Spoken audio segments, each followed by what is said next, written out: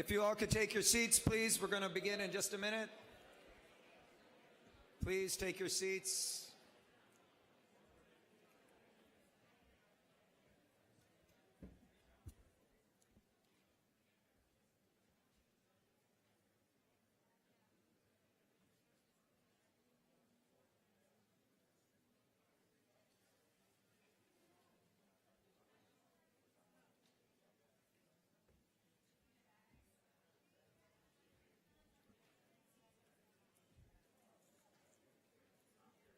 Good morning, Democratic National Committee members, and welcome to our winter meeting here in the great state of California.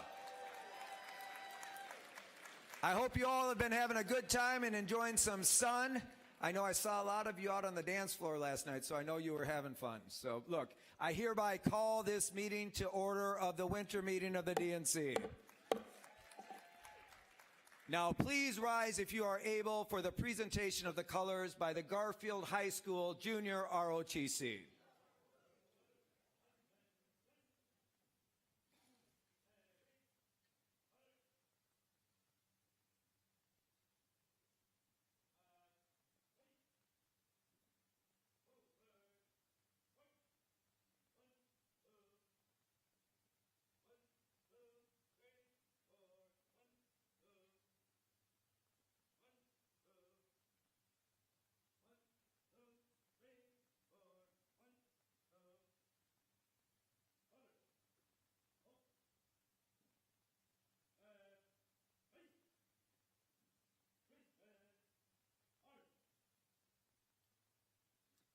At this point, I'd like to invite all of the DNC members who are veterans to join us in the front of the stage to help lead us in the Pledge of Allegiance. Will all the DNC members who are veterans please join us right now to help lead us?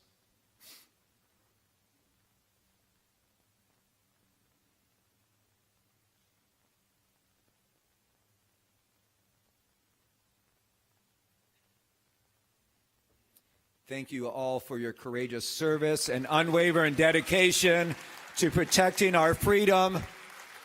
Now, if you would, please join me in the Pledge of Allegiance. I pledge allegiance to the flag of the United States of America and to the republic for which it stands, one nation, under God, indivisible, with liberty and justice for all.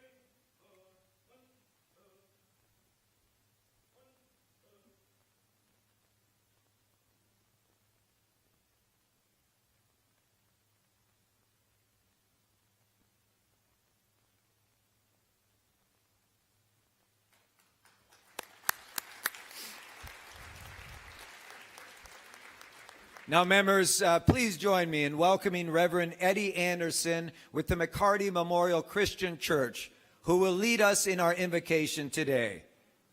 Reverend Anderson?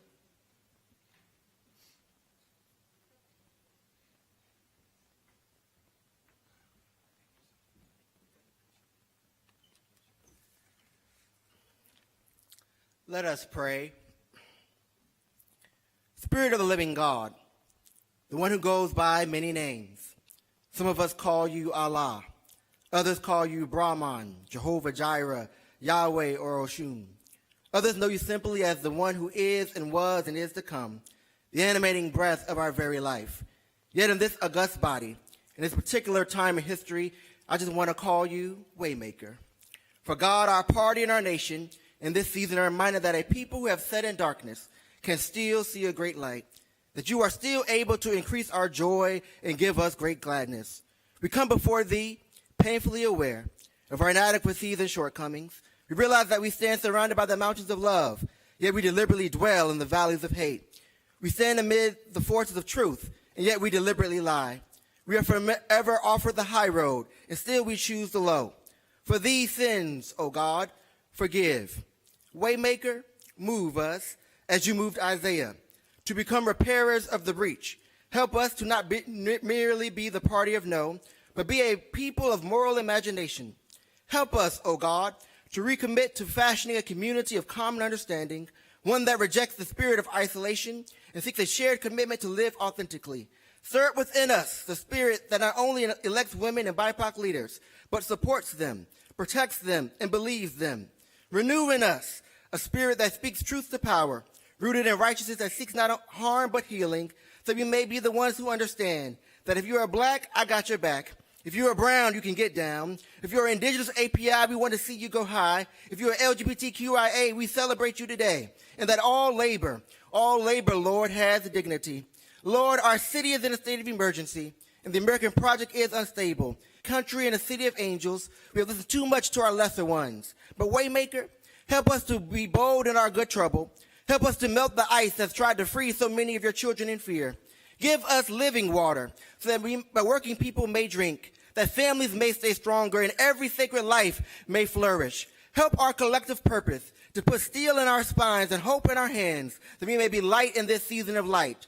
Lord, renew in us a clean heart, so that we not only hear the pain of our sisters and brothers, but feel it deep enough to act. And as we face the rising sun of a new day begun, may working hands, Lord, weary hands, hungry hands, hands that have held burdens too heavy for too long, may all these hands be strengthened, lifted, and joined together to build the beloved community we dare to imagine. Waymaker, Lord, just make a way. And all people of God said, amen, amen, amen, and amen.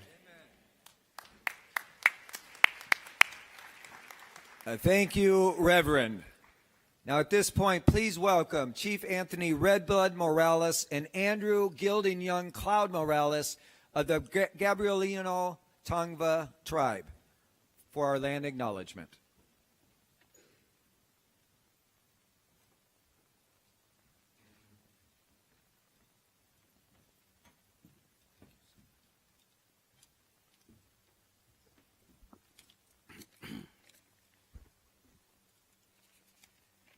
Good afternoon.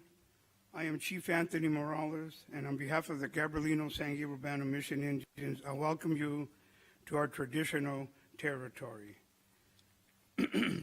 We are standing at this moment on the unceded land of the Gabrielino Tongva. For thousands of years, this entire basin, from the mountains to the sea, has been our ancestral home. My ancestors have walked this ground since time immemorial, and we are still here. Our continuity is a living truth. We are the first people of the land, acknowledged by the state of California in 1994. Our story of survival includes a continued struggle for fundamental justice. We are not acknowledged by the federal government, yet we are still here.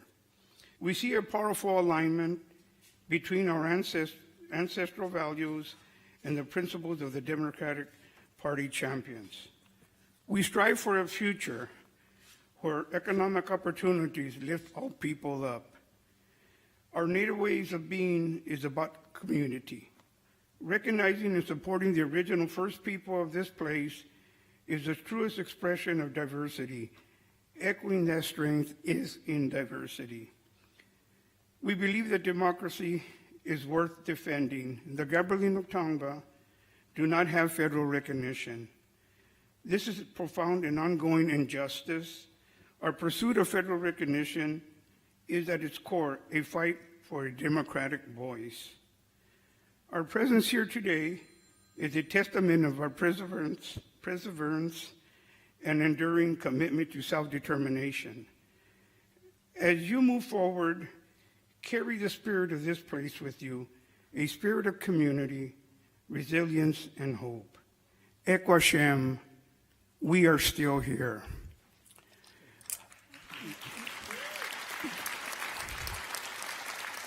I'm accompanied by my son, Andrew Guiding Young Cloud.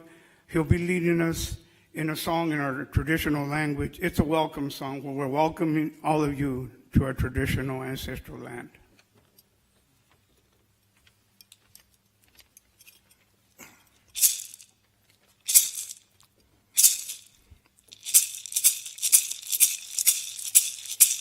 Me ha yo ye ye he ya. Me ha yo ye ye he ya. Me ha yo ye ye he ya. Me ha yo ye ye he ya. Me ha yo ye ye he ya. Me ha yo ye ye he ya. Me ha yo ye ye he ya. Me ha yo ye ye he ya. Me ha yo ta ta ra hum. Me ha yo ta ta ra hum. Me ha yo ta ta ra hum. Me ha yo ta ta ra hum. Me ha yo ta ta ra hum. Me ha yo ta ta ra hum. Me ha yo ta ta ra hum. Me ha yo ta ta ra hum. Jehovah.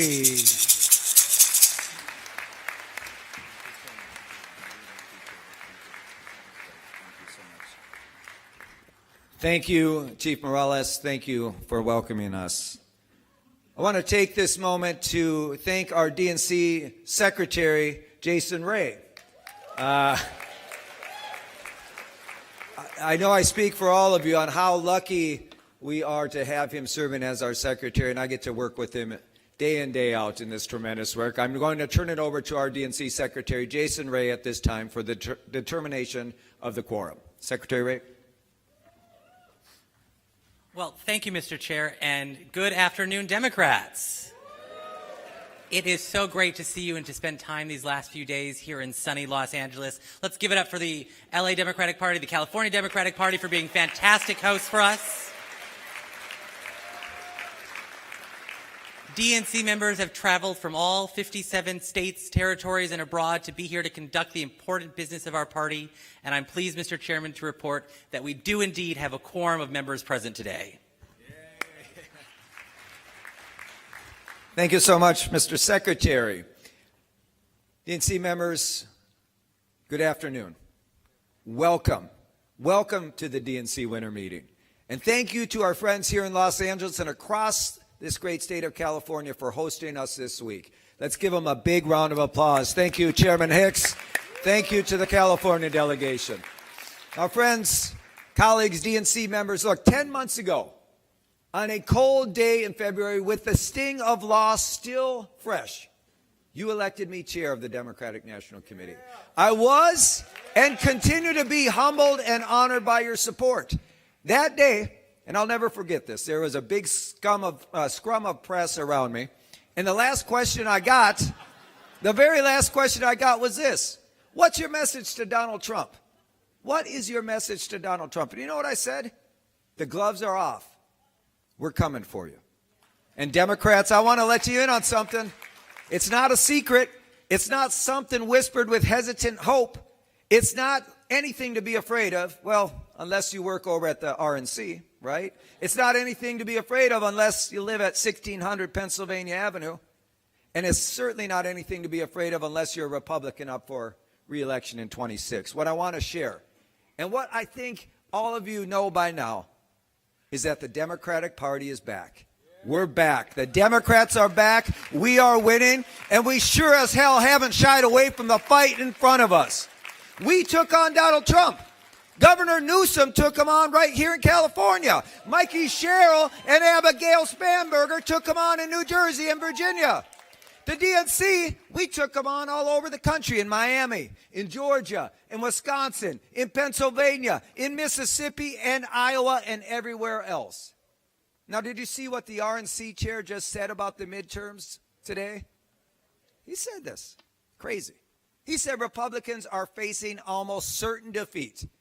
He said there's no sugarcoating. It's a pending, looming disaster heading for Republicans. I never thought I'd agree with the Republican Party chair on anything, but I agree with them. So look here, you can build your billionaire ballroom, Donald Trump.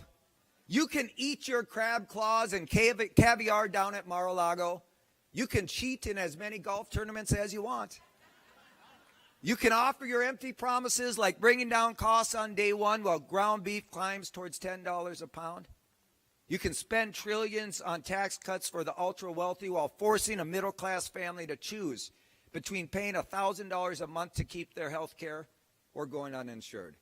You could try to, in vain, to rig the midterms in your favor, and you can fail like you did just yesterday in Indiana. But know this, Donald Trump, I told you this year what we were going to do. Your days in power are numbered. And guess what that number is? 325. Because in 325 days, guess what we get to do? We take back the U.S. House of Representatives and put a check on this guy's power. Now, that's right. That's right. Now, here's the thing, Democrats. Americans are smart. Americans work hard. And every morning that Americans wake up to do their jobs, they damn sure expect that the leaders they elected will do the same thing. By every measure, every single measure, Trump has failed the American people. He's a con man doing a con job. So what do, Democrats? We need to keep showing up for folks, to do what we say, to respond to the things that are important to Americans with a simple answer. We get it, and we're on it. Look, we know what's important right now. Shit is too expensive.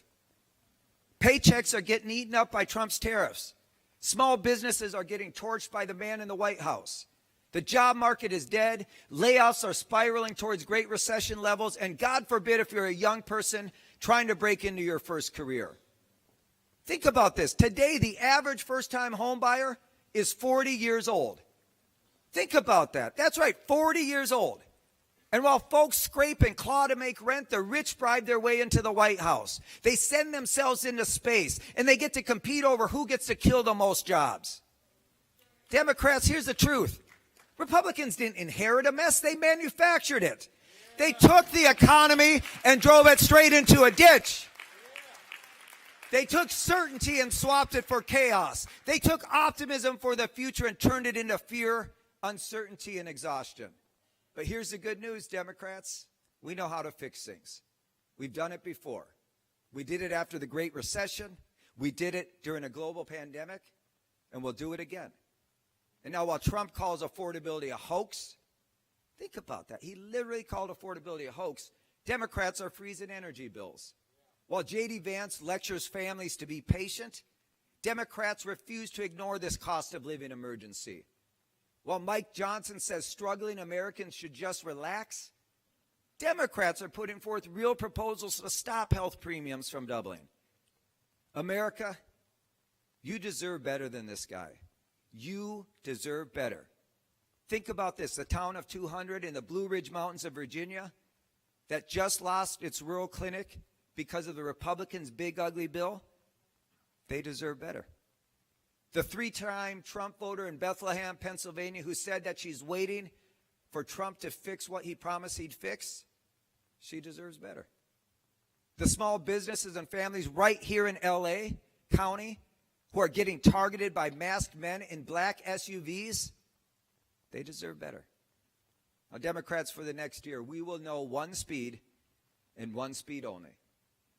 We are all gas and no brakes. All gas and no brakes. Let's give America something better. DNC members, since you elected me, I've made one thing clear. Every election matters.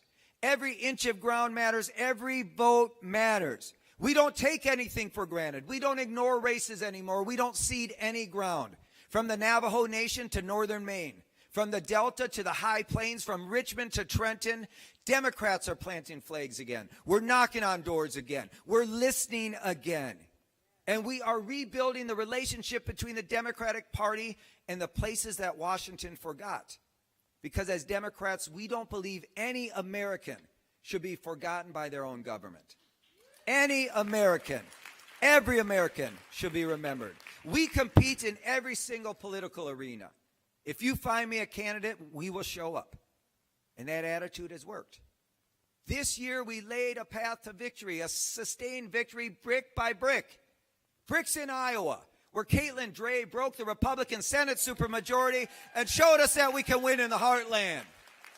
Brixton, Mississippi, where we flipped seats and we began building power in the American South, breaking that supermajority in their state legislature. Brixton, Georgia, where we elected statewide non-federal Democrats for the first time in nearly 20 years. And we just last Tuesday night flipped an assembly seat that went for Donald Trump by 13 points. Brixton, Pennsylvania, in Luzerne County and Bucks County and Erie County, where we won county races and local offices all the way from sheriff to district attorney. And yeah, guess what? A hell of a lot of bricks in New Jersey and Virginia. So you know what? And right here in California, we leveled the playing field with one of the biggest counterpunches to Republicans by passing Prop 50. Thank you, California. Thank you, California.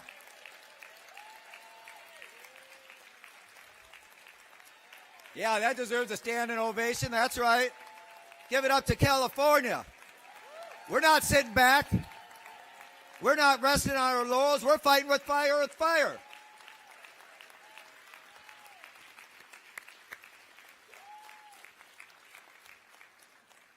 You know, people always ask me, Ken, who's the leader of the Democratic Party today? They ask it as if it's some sort of gotcha question. I actually think it's funny because guess what? We've been electing leaders all year. We have so many great, great leaders around this country. And I'm talking about all of these candidates and elected officials up and down the entire ballot. Think about this. A few years ago in Harris County, Texas, down near Houston, Moms for Liberty took over the Cypress Fairbanks School Board and they started banning books, whitewashing history, targeting our kids. This is the third largest school district in their state. And a month ago, that very school board went from red to blue, a full sweep. We've elected and retained judges who will decide on abortion rights, on workers' rights, and voting rights. We defeated that attack on voting rights up in Maine. We've won mayoral races and offices. Look at Miami. Eileen Higgins won after 30 years of Republican control. And think about this. Just a few years ago in 2021, the Republicans won that seat by more than 60 points, but this week we won it by double digits. That's what's happening around the country. And this year we flipped 25 Republican-held state legislature seats. Guess how many the Republicans flipped on us? Zero. Now look, in Little League Baseball, they call that the mercy rule, I think. So brick by brick, inch by inch, that's what I'm talking about. 2025 was the best off year election in the history of the Democratic Party. Think about that. We have won in places we've never elected Democrats before. We've gained ground back with many of the voters we've lost, and we've elected new, fresh voices who are going to usher in a new Democratic Party. One that's focused relentlessly on improving people's lives. Now, if 2025 was about breaking majorities, then friends, 2026 will be about making majorities. Democrats, it's time for the future. It's time for us to focus on what's in front of us. Anytime we look to the past, it must be in service of the future. Anytime we get tired, we find renewed energy in the future. Anytime the GOP wants to take us back to the dark days of the past, we focus on the bright days of the future. It's time to be united. United. E pluribus unum, the motto of our country. Out of many, one. That is our party. We are one team. We have one fight. And we need one strategy. But as you've heard me say many times, never confuse unity with unanimity in this big tent party of ours. There's no one way to be a Democrat. Let me say that again. There is no one way to be a Democrat, right? The door is open to everybody in the country who wants better. And let's invite them to join us. Maybe some of these folks were with us once or twice in the past. Maybe they're disenchanted by broken politics in a broken system. Maybe they've never in their wildest dreams considered the idea of voting for a Democrat. Now, I don't give a damn who these folks voted for in 24 or 20 or any other election. All I care about is whether we invite them in and listen to what's going on in their lives. Now, Democrat, it feels good to win. I know this. It feels good to win. I can tell you it's a much different feeling in this room than it was just a few months ago, right? But hear me when I say this. Winning isn't the finish line. It's the starting line. The true work is what we do after we win, what we actually accomplish. How do we make life better for as many people as possible? For the young couple in Florida on the edge of eviction when, even though they're working full time, for the grandparents in Arizona skipping their medication because the price doubled overnight, for the waitress in North Carolina who just wants a tip that she doesn't have to share with her corporate owners, for the farmer in Illinois crushed by Trump's tariffs, for the single mom in Texas counting every dollar at the grocery store, for all the people who don't have high-powered lobbyists on retainer in Washington. We've all heard that. In this country, you got to pull yourself up by your bootstraps. We believe that. I believe it. But there's a saying that a lot of us in Minnesota have used over the years. What if you don't have any boots? You see, the things that Trump raided to reward his rich buddies, food, health care, housing, are what gave my family our boots. Many families. We are in a moment in this country where so many Americans are on the brink. And Trump has taken their boots. So I want you to really think about something. When we win next year, and I'm confident we're going to win, right? But I'm not complacent. I'm confident we're going to win. But the question is, when we win, what will we do? Where will we go from there? How will we use our power, and who will we stand for? I know what we stand for. You know what we stand for. I know who we fight for, as do you. And I know at the heart of this American experiment is a very simple promise. Everyone deserves a better shot, no matter where you're from, no matter where you live, no matter who.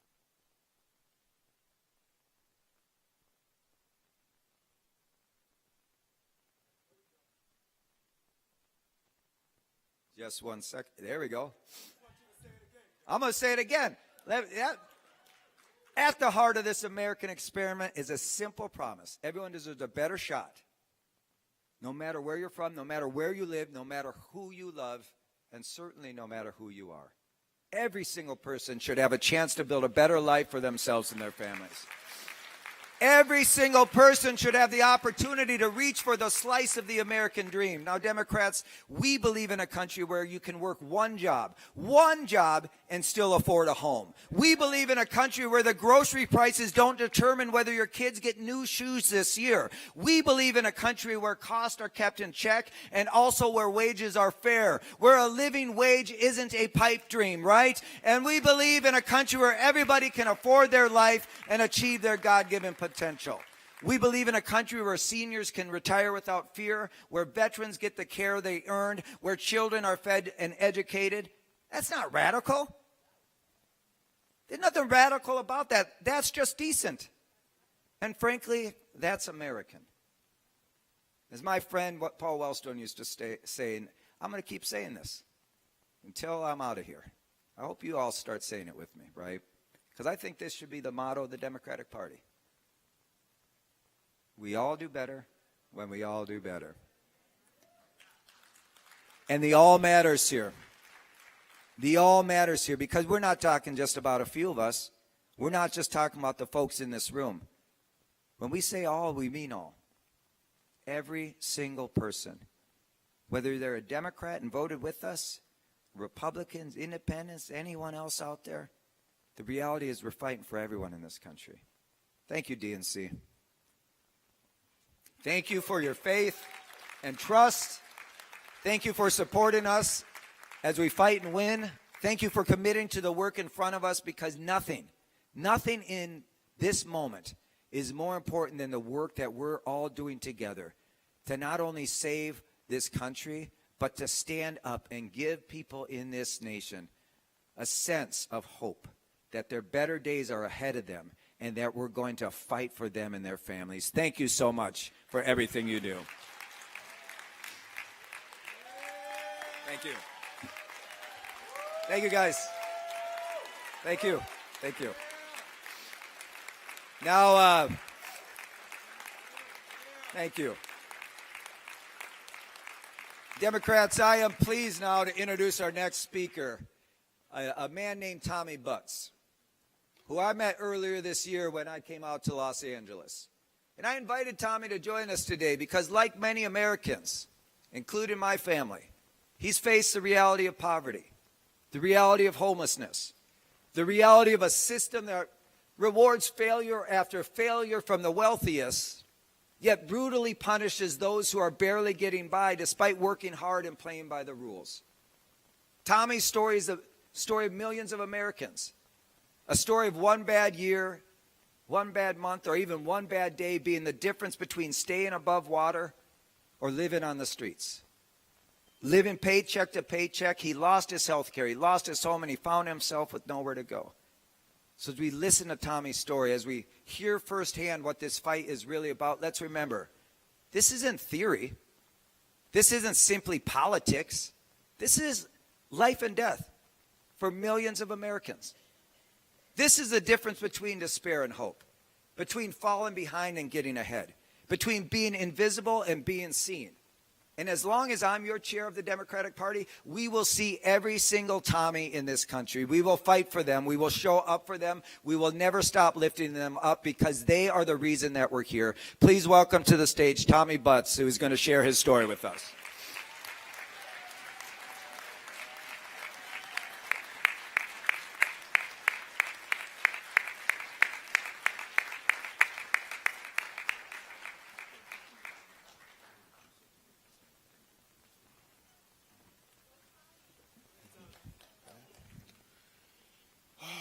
I don't know where to begin. So I start from recently what happened. I woke up with 1 cent in my EBT account. And even though it was stressful and traumatic for me, my heart went out more to my family members and friends and associates that I know with kids, and that really depends on this. That really depends on this income. My phone began ringing right when the benefits were starting not to show up. And they was calling me, do you have any extra money? Do you have any extra $20? They were asking for huge amounts of money, but that's money to feed their kids, to buy medication. So that's just the bare minimum.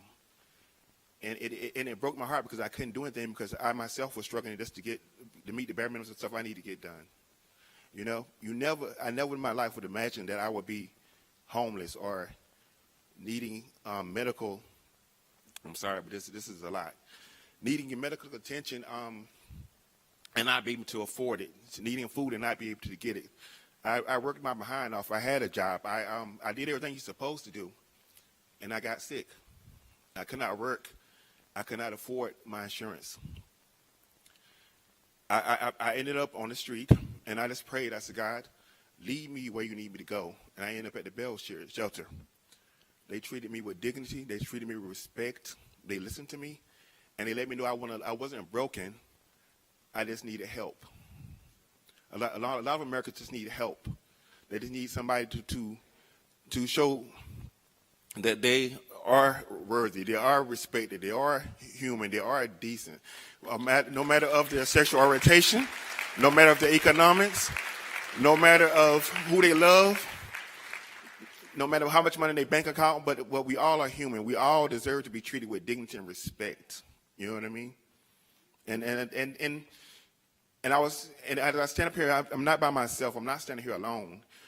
There's people that stand up here with me because I was like, I don't know if I can do this because I'm not a speaker. I'm just a person who was filled with love and compassion from what I've been through. And I said, how am I going to do this? And I said, you're not alone. The single mother whose kids are standing right beside you. The disabled people are standing right beside you. The veterans are standing right beside you. The housed are standing right beside you. The hungry people are standing right beside you. The people without food are standing right beside you. And I'm speaking for all of them. You know what I mean? I'm speaking for all of them.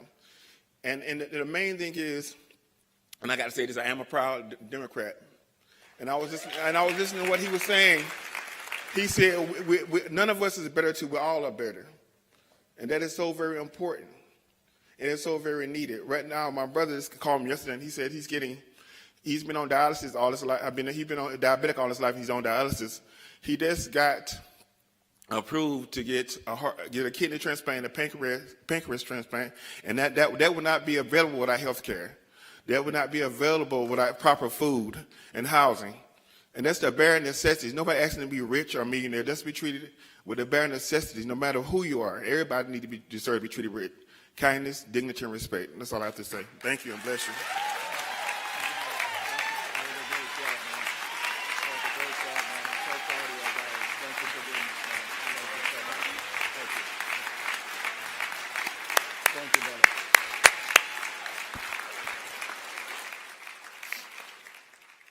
Thank you, Tommy.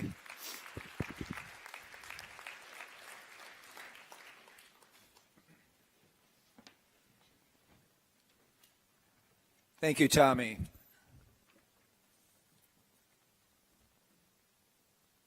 Before I go on, I think it's just important to really understand what Tommy was saying.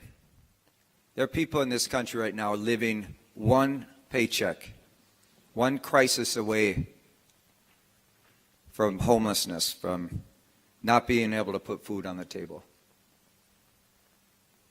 And unfortunately, given what's happening in this country right now, the callous administration who could care less about anyone but those at the top, more and more people are going to fall into this type of despair. So I appreciate Tommy being here, and I also want to thank Susie Shannon, our chair of the Poverty Council, for all the work she's doing in this moment. Thank you, Susie. Now look, we got to do some official business now, so we're going to move on to the approval of the new at-large member. Heading into this meeting, we had one vacancy among the at-large members of the DNC. A name was presented to you, and at this point, I would take a motion from the floor to approve Lazer Palnick from the great state of Pennsylvania as an at-large DNC member. It's moved. Is there a second? It's been moved and seconded. Any discussion? Seeing no discussion, all those in favor say aye. Aye. Any opposed? Congratulations, Lazer Palnick, on your appointment. We're now going to go to the filling of standing committee vacancies. Following the meeting in August, we had a few vacancies on standing committees that need to be filled. There were 4 vacancies on the Budget and Oversight and Review Committee. In accordance with our bylaws, the co-chairs of the committee have been consulted on the 4 proposed members. The appointments for these vacancies are Seema Lajavadarian of Texas, Lazer Palnick of Pennsylvania, and Diane Robertson of North Carolina. Yes. Now, one proposed member has chosen to withdraw his nomination, and we will have a new nominee for this body to consider in the coming days. Now, additionally, there are 2 vacancies on the Credentials Committee to fill. The appointments for these vacancies are Richard Carlbaum of Minnesota and Grace Carrington of Florida. Is there a motion to approve the proposed standing committee members as it's been moved? Is there a second? All those in favor say aye. Any opposed? Congratulations to all the new members, and thank you for serving. I always appreciate people stepping up to fill these roles. We're asking you to do so much already, so thank you for the work that you'll do to help build our party. We're going to move on at this point to our Credentials Committee update. Our wonderful co-chairs of the Credentials Committee were unable to attend our meeting today. And therefore, please join me in welcoming Secretary Jason Ray to deliver the committee's update. Secretary Ray. Thank you, Mr. Chair. During this week's meetings of the Credentials Committee, members received an overview of the committee's roles and responsibilities, along with a history of the outstanding challenge to the credentials of Alabama's 3 elected state DNC members.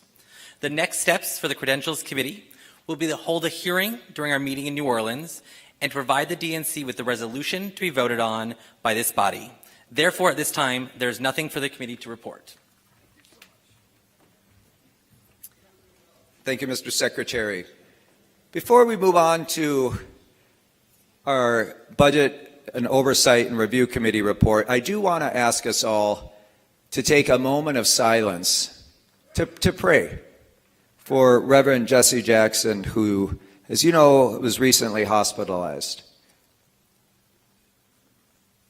Of course, it's serious. We just want to send healing thoughts and prayers to Reverend Jackson, a true icon, legend, champion for civil rights and voting rights. Great Democrat, more important, a great American. Please join me in just a moment of healing thoughts and prayer for Jesse Jackson.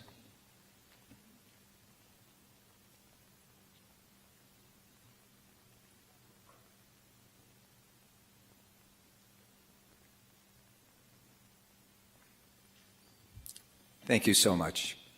We're now going to move on to our Budget and Oversight and Review Committee. Following the passing of bylaw amendments at the August meeting, they have a new set of oversight authorities that I want to thank Chris Lowe and Doris for working with the team to make this possible ahead of this meeting. So at this point, we're going to ask our chair of the Oversight and Review Committee to come up and give the report. Please welcome Chris Lowe.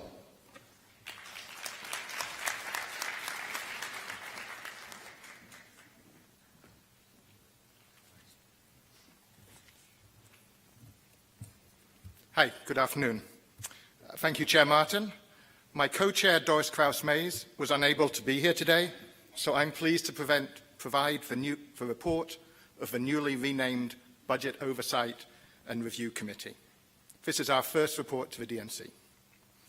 We were pleased to welcome the new members to the committee that you all have just approved, and we look forward to working with all of them going forward. At the meeting yesterday, DNC staff presented a financial review of our revenues and expenses, and they did this with the highest level of transparency we have seen during my time on the committee.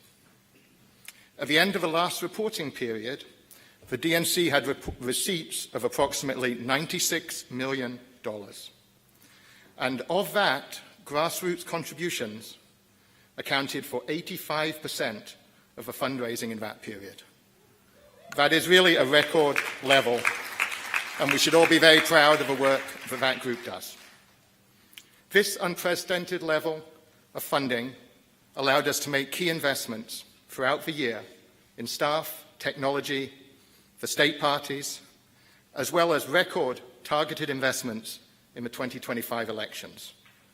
This, along with lots of work from many folks, helped us to win up and down the ballot all across the country. We also were presented yesterday with a detailed review of the diverse vendor contracting strategy and our grassroots financing initiatives. Additionally, we received an update from the staff on the DNC's efforts to combat scam PACs and their predatory practices. These practices erode the faith of the real people who place their trust in us and help fund the party and our campaigns and candidates. The work the team is doing there is essential to keeping the entire Democratic campaign ecosystem healthy, and we will be doing more on this in the future. As you all know, and as the Chair just mentioned, we've made a commitment to a more open and transparent budget oversight and review process.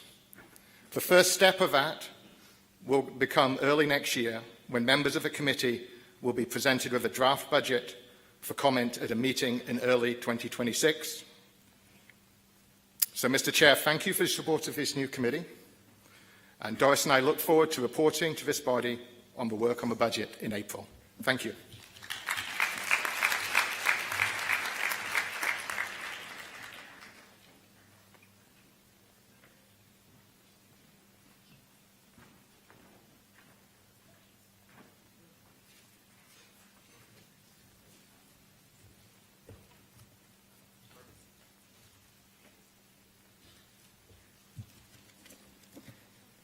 Just 1 second here, folks. We're skipping around a little bit.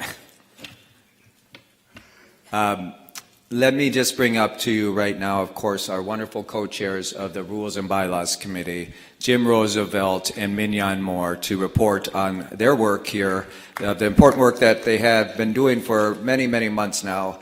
I really appreciate Mignon and Jim. You know, I said this the last time, but I'm going to say it every single time because I called them right when I was elected chair. It was the first call I made to make sure they would be willing to stick on board because, gosh, help us if they didn't. They're amazing leaders, amazing chairs. Please welcome our RBC chairs. Mignon Moore, Jim Roosevelt.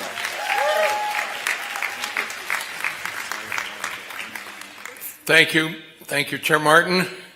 Fellow Democrats, yesterday afternoon, the DNC Rules and Bylaws Committee met to consider two proposed charter and bylaw amendments by standing rules for the DNC general session meetings. These were provided to DNC members in the 30-day meeting notice from Secretary Wray.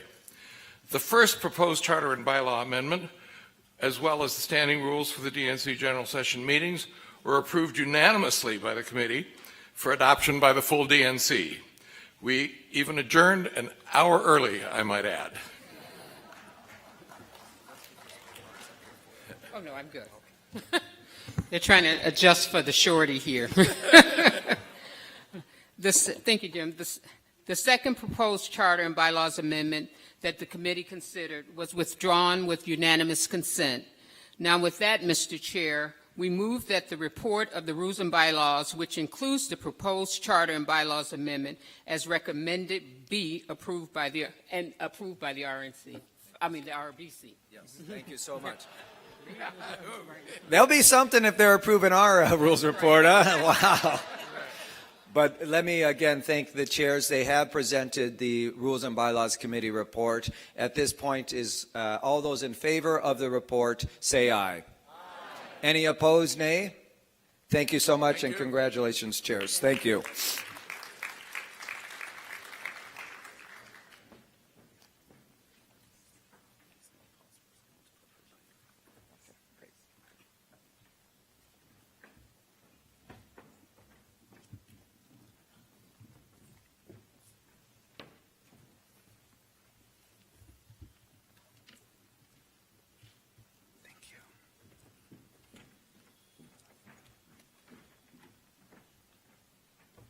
Members, I now have the very distinct honor to introduce our next speaker, our dear friend from the great state of California, Vice President Kamala Harris. No, don't get up yet. Because before we bring up the Vice President, let me say a few brief words. Democrats, you know this. We all know this. Vice President Harris has put it all on the line. She put it on the line, not simply for our party, but for our country.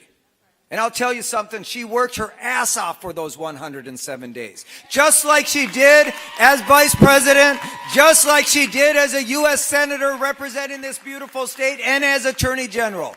She brought energy, enthusiasm, and a deep sense of unity. She brought and continues to a vision, and yes, she brought a plan.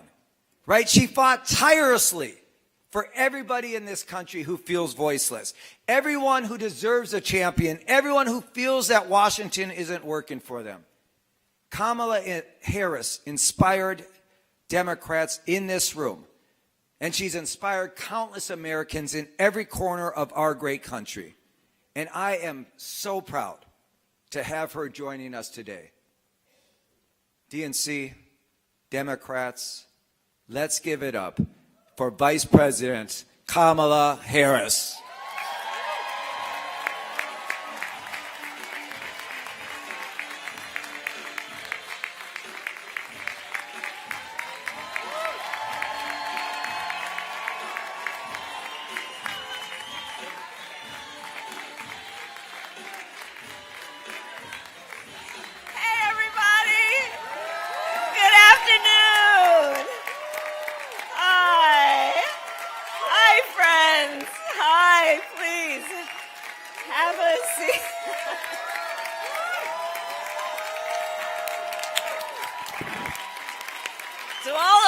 To all of us.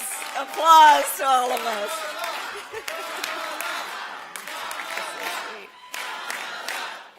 Thank you. Okay, it's my name. Don't wear it out.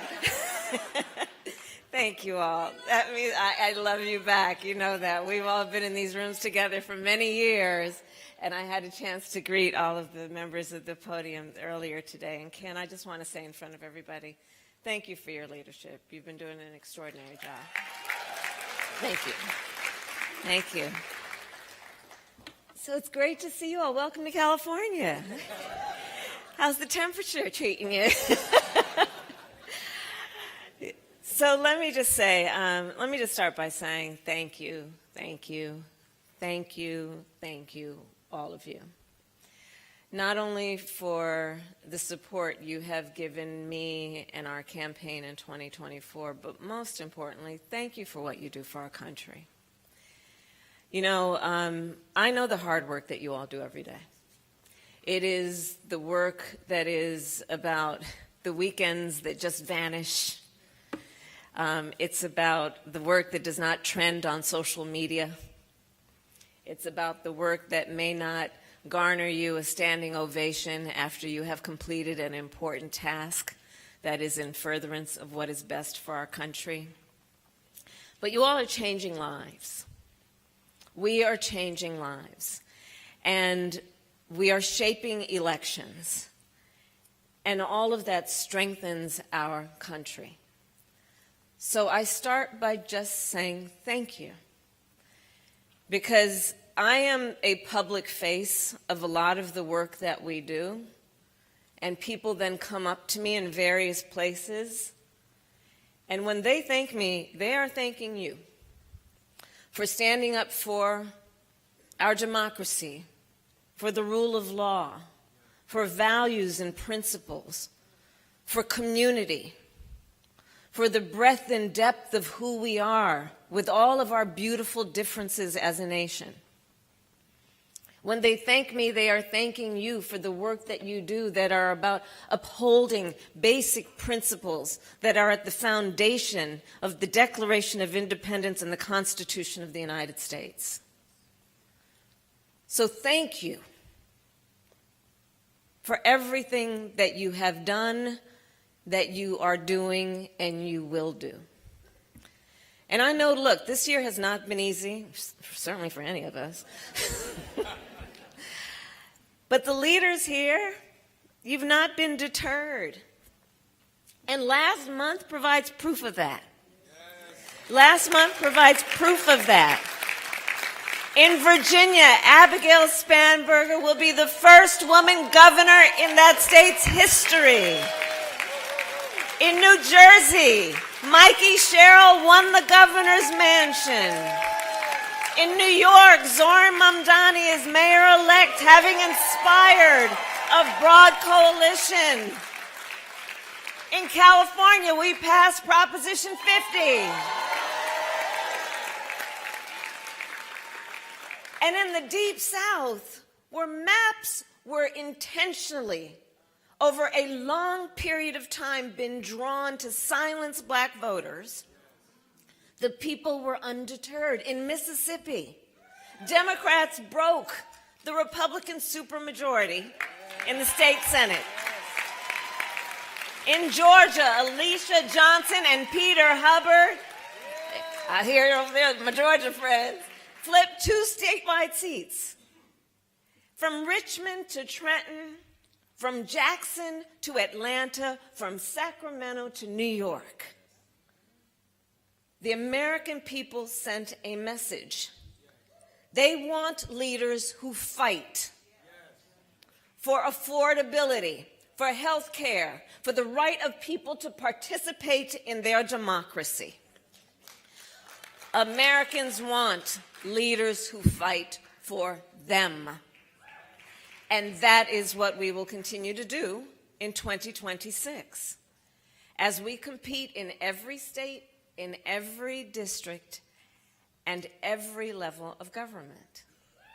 And obviously, we must focus on the midterms. But Democrats, we must also have a clear vision for what comes after the midterms and then after Trump. We need to answer the question, what comes next for our party and our democracy. And in so doing, we must be honest that for so many, the American dream has become more of a myth than a reality. Whether it's the cost of food, energy, health care, transportation, or housing, America is facing an affordability crisis. A crisis that we are witnessing is fueling cynicism, fear, frustration, and a lack of confidence in our systems. At the same time, AI has started to displace jobs, reshape the future of work, and cause Americans across the country to fear being left behind.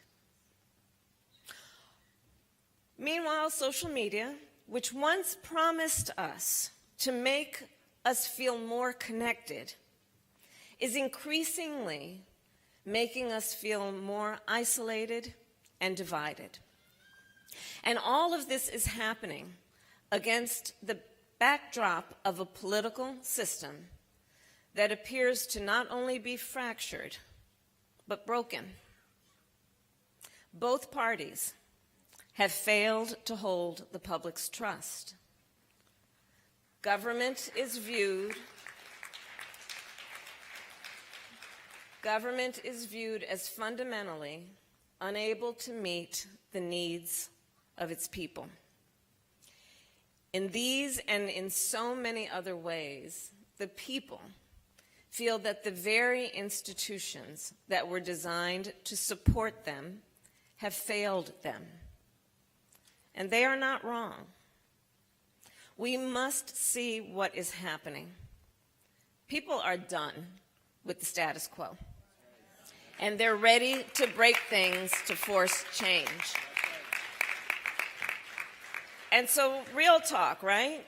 So in comes Donald Trump, casting himself as the change agent, but with empty promises to the American people. Under his leadership, we all know prices are up, inflation is up, unemployment is up, health care costs for millions of Americans are about to double.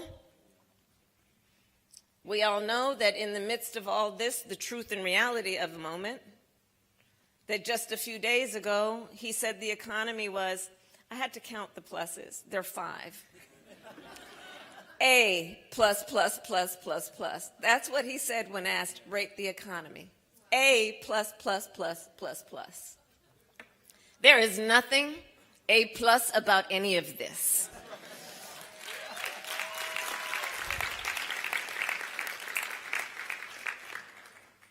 But real talk, we must be candid and clear.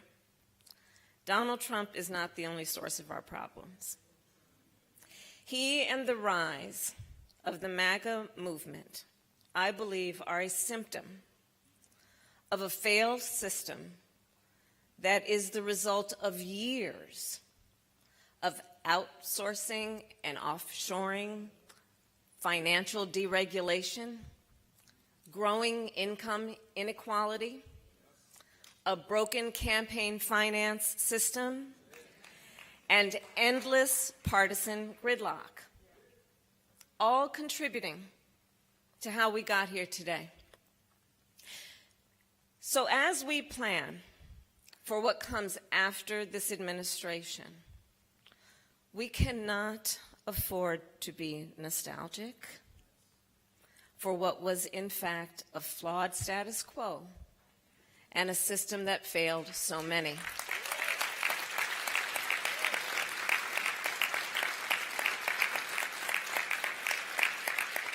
We cannot advocate for nor settle for a simple return to what existed in the past. The work ahead requires us to reinvent, to innovate, to inspire, and understand that the task before us is not just a political project. It must be a project of civic renewal. It must be a project of civic renewal. Many of you know, throughout my career, I have invoked a consistent mantra: the power is with the people. Well, this idea, we all know, comes from the founders. It's not an original thought. It comes from the founders, that in a functioning democracy, we, the people, have the power to shape our own fate. But today, Americans are skeptical of whether this remains true. Americans wonder whether hard work alone is enough to ensure a good future for themselves and their families. They worry that the forces impacting their day-to-day lives are beyond their control. And is it any wonder when today so many of our nation's political and economic power is concentrated in the hands of the very few? Is it any wonder that the people feel this way? Is there any doubt that such concentration of power is the mark of a corrupted system, that it is corrosive to our democracy? So a primary task, I believe, must be to confront this excess concentration of power and provide greater agency to everyday citizens. We must reform our institutions in ways that will put the people back in charge, in a way that actually promotes the general welfare. And while a project of civic renewal may sound lofty, especially given the challenges of this moment, I believe that it is a necessary endeavor and that it be grounded in certain values that I know we all share. The values that all forms of work contribute to the public good and deserve dignity, and all Americans performing that work deserve to be rewarded fairly. That in addition to economic security, Americans' well-being also depend on health, safety, and connection with family and community. That technology should be harnessed on behalf of the public interest, and at its best, it should always seek to enhance human ingenuity, not replace it, to deepen our connections, not sow distrust among us. That the government derives its legitimacy from the people, and so it must be responsive to the actual needs of the people, be more transparent in its activities, and most of all, that it cannot be bought by outside interests.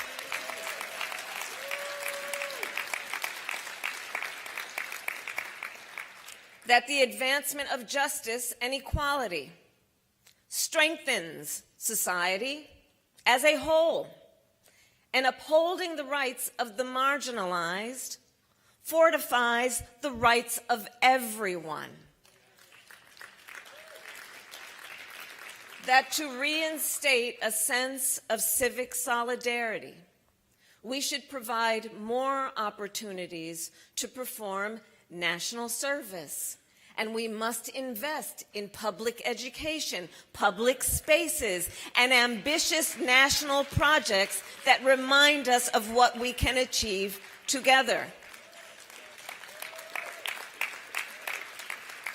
And that the strength of a pluralistic society requires that we embrace our differences with more than just tolerance, but with mutual respect and trust. with the belief that though we are different, each of our fellow citizens is a neighbor. These are the values that I believe must guide our project of civic renewal. So going forward, let us make a new commitment to the common good, one that declares our country will be commanded not by big corporations or career politicians, not by the elite or wealthy, but by everyday citizens, each working to fulfill their potential, not just for the betterment of themselves, but for the betterment of the country. A commitment that declares that the power of this country does not belong to any king or set of oligarchs. It belongs to we the people. And I'll close by saying the stakes have never been higher, but we are clear-eyed with grit, determination, and fire that this moment demands. That when you know what you stand for, you go out and you fight for it. We fight for the future. We fight for the people. And we love our country. I thank you all very much. Thank you.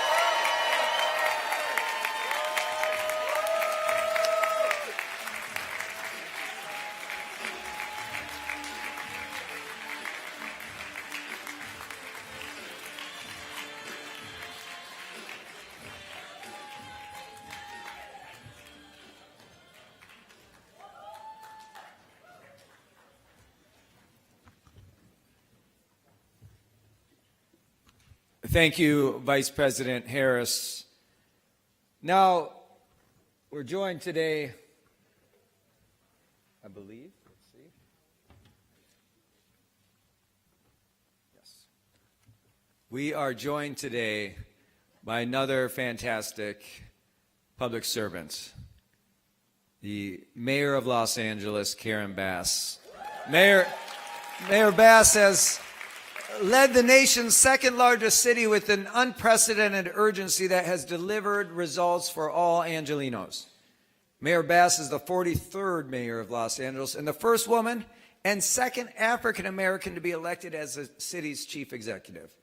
We are proud of her work.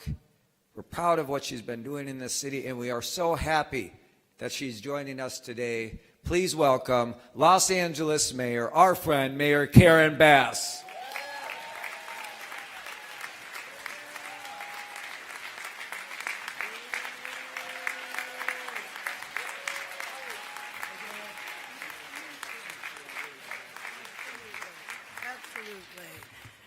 Hello, Democrats. Welcome, welcome, welcome to Los Angeles. Can we give it up again for our Vice President? Oh, my goodness. Does she remind you of the leadership we have in this party and the incredible, credible job that she did and continues to do? Chairman Martin, and to all the DNC members here today, thank you for choosing Los Angeles, and thank you for all that you do. Our party is the People's Party. The National Party stands on the shoulders of our Democratic clubs, county parties, and state parties. We know that national change comes from the ground up, from the grassroots. That is our power. And that's why we're going to win in November and in 2028. And I know that California will make a contribution to next November's victory, just like we did in 2018, right, California? We contributed to the majority makers. The next midterms and how we fight back every day against the Republicans in control of Washington right now will fundamentally shape the very future of our nation. So to win, we must meet the American people where they are. And where they are is looking at their bank account, looking at the pile of bills on the kitchen table, looking at the long receipt at the grocery store and wondering how to pay rent, stock the fridge, and fill the gas tank all at the same time. Now, the president calls it an affordability hoax. Well, for Angelenos and Americans everywhere, nothing is more real right now than the struggle to make ends meet. And as you strategize this weekend, I ask you as party leaders to take note of the work that we're doing in LA, for all that is coming at us, and in showing how Democrats can win and make life easier and more affordable for all Americans. Now, there are other factors, of course, but as Republican policies enrich the 1%, drive wages for American workers down, and allow for corporate gamesmanship in the housing market, more and more people are being priced right out of their homes, or any home for that matter. We have a national crisis of homelessness, and it is a true humanitarian crisis right here in Los Angeles. But in LA, we stepped up with our own local funding and executive action for addiction treatment, to create immediate shelter beds, and to lower the cost of housing for everyone. As a matter of fact, just this Tuesday, our city council unanimously voted to make permanent my executive directive to make housing more affordable, and now there are over 40,000 units of affordable housing in the pipeline. The result is that for the first time in decades, LA has a sustained reduction in homelessness. We are showing a way forward despite the administration's economic policies, despite their cuts, despite their attacks, but I'm the first to say that we still have a long way to go. But I'm fighting to turn the tide on homelessness that has been sweeping across our city for decades. But if we do not win, and if we do not get real about the cost of living and win the next election, you all know that homelessness will explode in our cities just when the tide was turning in a positive direction. So we as Democrats, we need to handle our business with compassion, but with common sense and resolve, because Trump and the Republicans want to throw people out of Section 8 housing, require people to enter non-existent mental health and addiction treatment, and then, of course, place the blame on Democratic-run cities. LA is home to the largest seaport in the nation, billions of dollars in goods moving through our port every year, especially in advance of the holidays. But when the White House launches senseless trade wars and levies nonsensical tariffs, it makes it harder for LA's longshore workers, truck drivers, and warehouse workers to pay the bills. It makes it harder for Angelenos to afford those gifts under the tree. This is how Democrats must address affordability from a real life, block by block, door-to-door perspectives, not with white papers and charts. So when we do talk about the folly of the Trump's tariffs and trade wars, we talk about real harm to longshore workers, truck drivers, warehouse workers, and Christmas shoppers.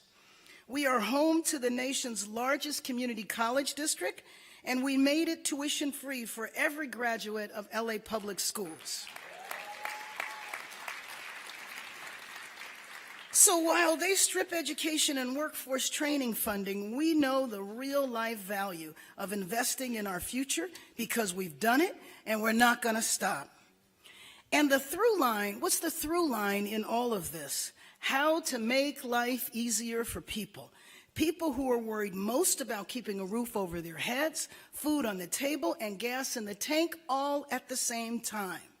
Now, the president who calls it an affordability hoax, in America's communities, in our big cities and small towns alike, there is nothing more real right now than the struggles to make ends meet. And Democrats have to meet people where they are, and we must show them a path forward, a path to financial security, and a feeling of safety.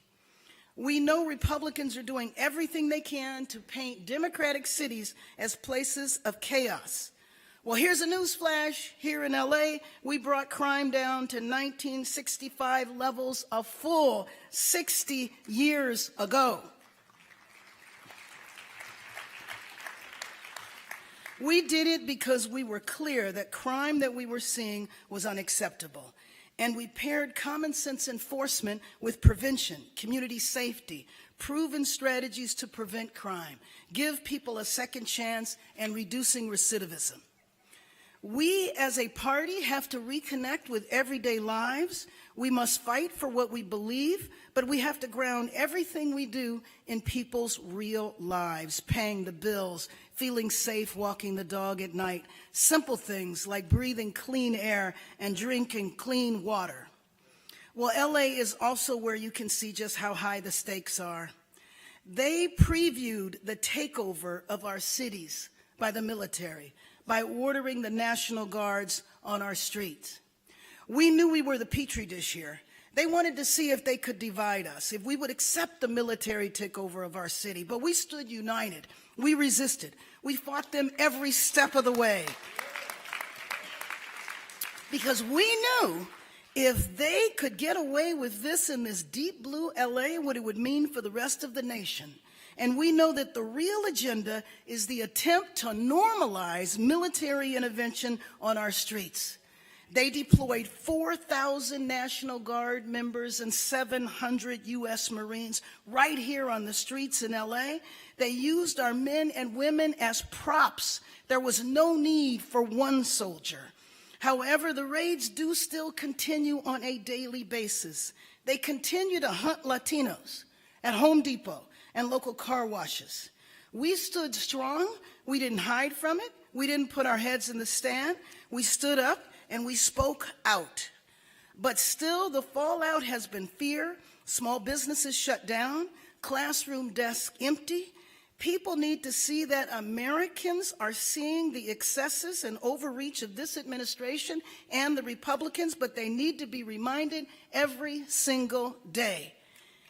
Because we know the Trump show will do everything it can to drown out the world with its daily chaos.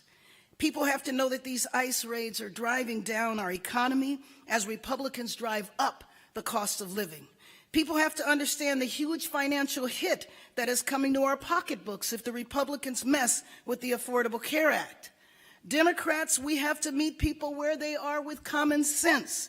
So Democrats, it's time to come home, to organize ourselves around our neighborhoods, our kitchen tables, and people's daily struggles. We have always been on the people's side. Let's make sure they know it, they see it, and most importantly, they feel it. Thank you, Democrats.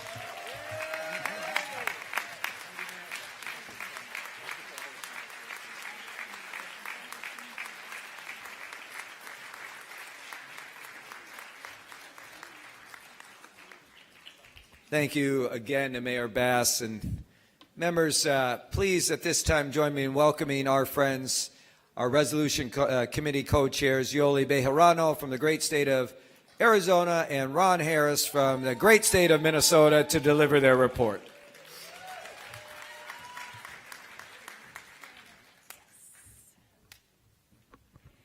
Good afternoon, Democrats. Thank you, Chair Martin, for the opportunity to present the report of the Resolutions Committee. Members received an updated resolutions packet, which includes amendments made in committee in an email from Secretary Ray yesterday. On behalf of the committee, I want to express our appreciation to the members who submitted resolutions, and I also want to thank the DNC staff for all of their work. The Resolutions Committee met Thursday, December 11th, to consider the 41 resolutions sent to DNC members in the Secretary's 7-day mailing. Each of the resolutions were considered by the Resolutions Committee, and sponsors were recognized and heard. 26 message and 15 commemorative resolutions were overwhelmingly supported by the members and are recommended by the committee for approval by the DNC. Thank you, Chair, and let me just say it is an honor to co-chair with you. There was so much debate yesterday over the resolutions, it felt like an RBC meeting, but we made it through. Included in the resolutions package recommended for your approval is resolution recognizing the historic and commanding Democratic victories on November 5th, 2025, resolution recognizing the need to bring down health care costs in America, resolution recognizing that it's better in a union and condemning the Republican attacks on labor and working Americans. Resolution condemning Trump's ICE raids and militarization of the District of Columbia, Chicago, and other American cities. And a resolution thanking federal, state, and local government workers, members of the military, veterans, and their families for their service during and after the federal government shutdown. Like I said, we debated a lot, but what I honored to say during that debate was every single comment was made to include more people, to see more people, to give more people dignity throughout the course of these resolutions. So I'm really proud to be a co-chair on this committee. And with that, Mr. Chair, I'll now move on behalf of the Resolutions Committee approval of the resolutions as recommended in our report. Thank you, co-chairs. At this point, the Resolutions Committee report is in front of you. It does not require a second because it is a standing committee report. All those in favor signify by saying aye. All those opposed? Thank you so much for your work, both of you. Appreciate it.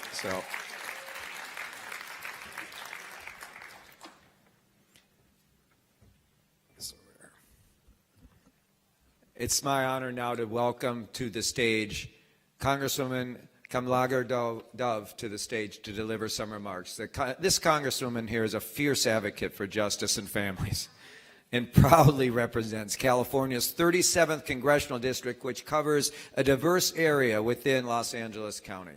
So please welcome the Congresswoman. Thank you, Congresswoman.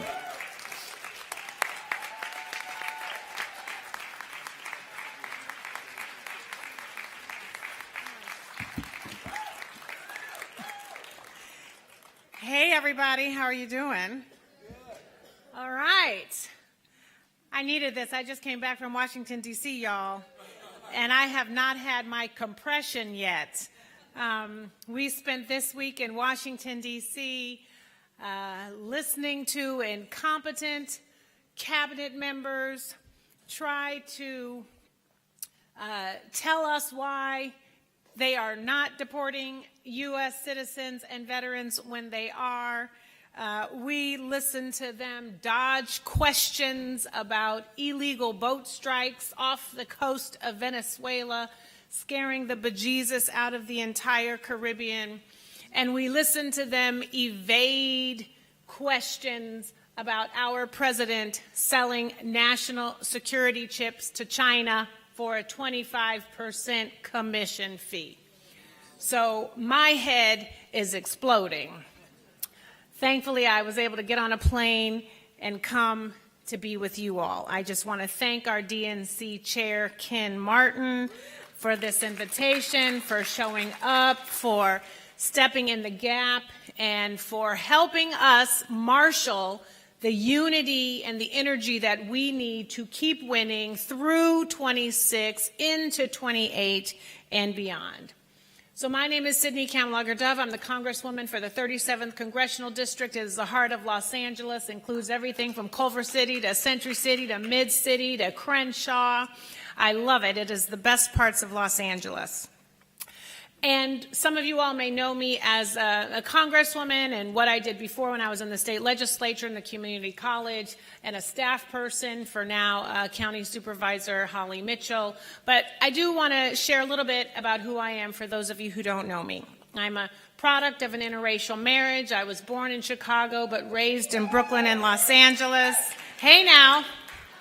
I attended public schools, a Jesuit school. I've attended community colleges, private universities, and grad schools. I've been on food stamps, on unemployment. I've had student debt. I have defaulted my bills. You name it, I've been through it. I've had no health care, not enough health care. I've had to deal with adult parents and trying to be caregiver to them, figuring out how to braid all of these healthcare resources together and being as frustrated as my constituents.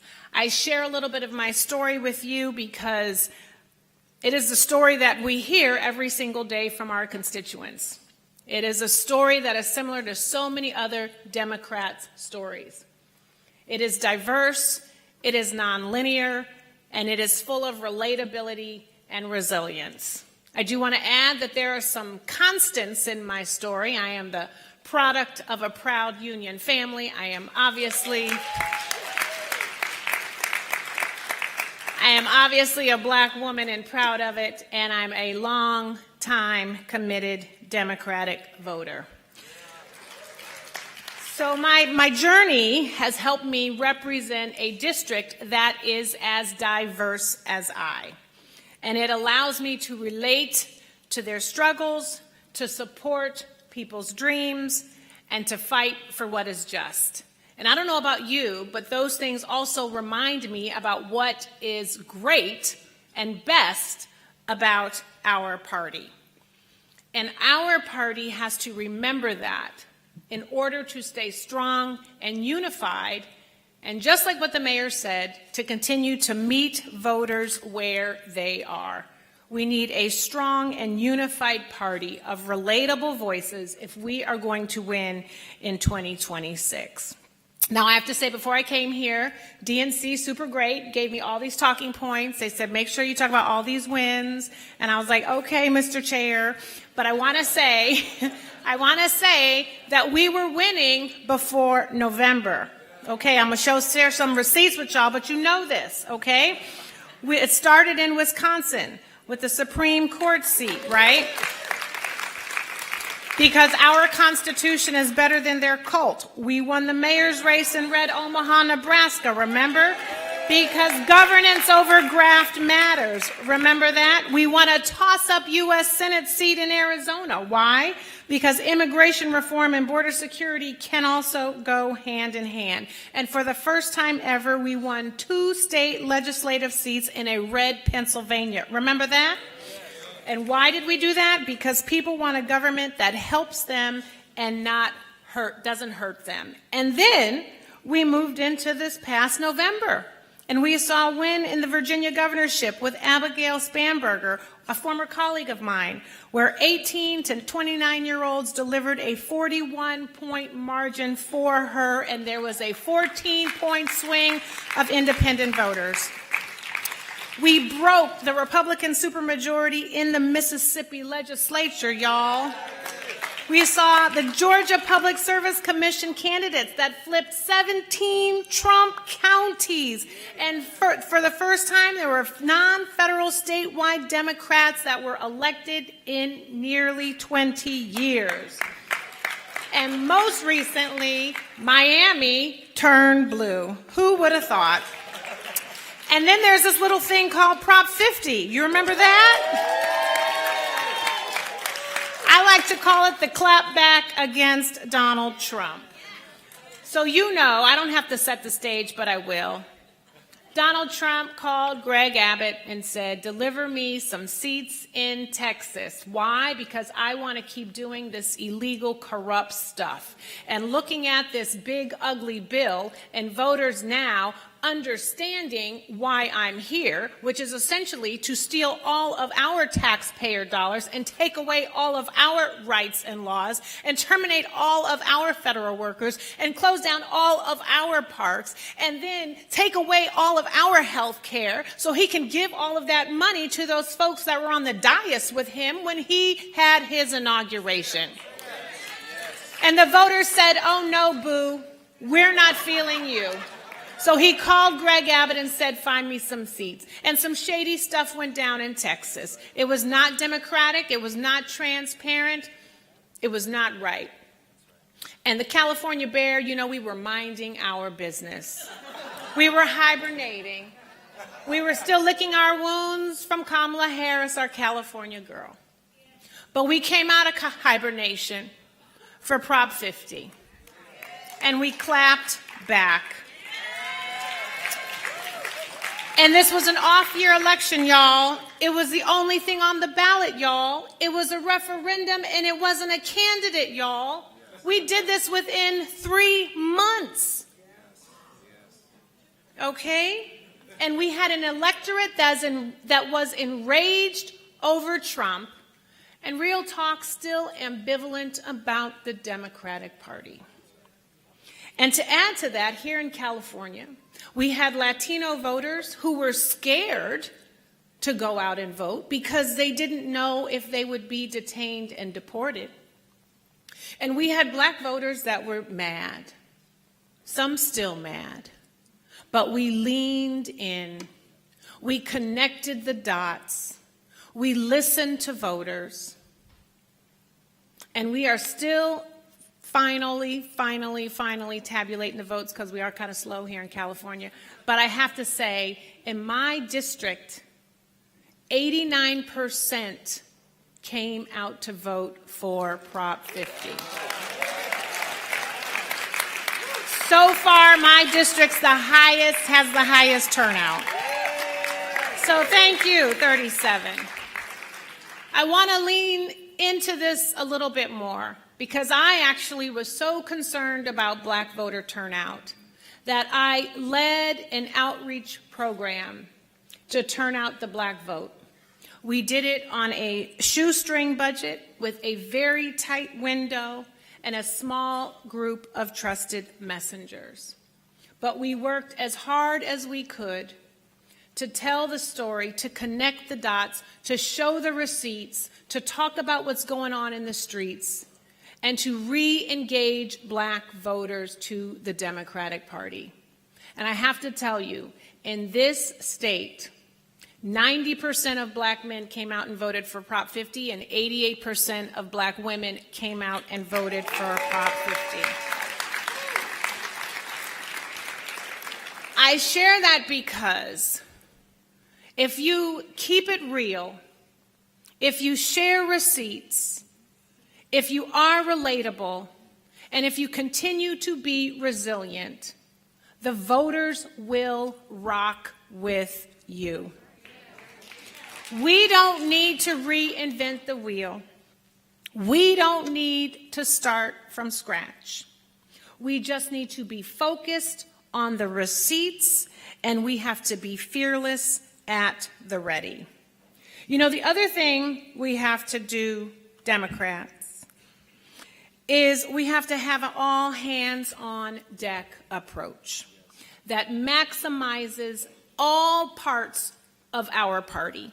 Volunteers, Democratic clubs, donors, elected officials, faith-based communities, small business communities, labor unions, civic groups, and new media voices. We have to be unafraid because what we are fighting for is just too damn important. I want to tell you, earlier this year when I was meeting with folks at the Democratic clubs, they would say, "Where are the Democrats?" And we had to keep telling them, we are winning in the courts. We are winning these races. We are pushing back on this administration. Earlier this week, I was on an endorsement call, and they didn't say we're the Democrats, but they said, we need Democrats that are going to keep fighting. We need people, we need candidates, we need a party that is going to keep fighting. And we'll use all of the tools, conventional and non-traditional, in doing that.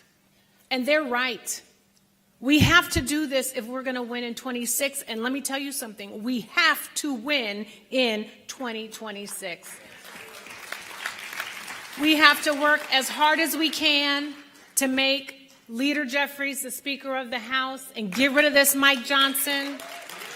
And we have to work as hard as we can to get the gavels into the hands of Democrats.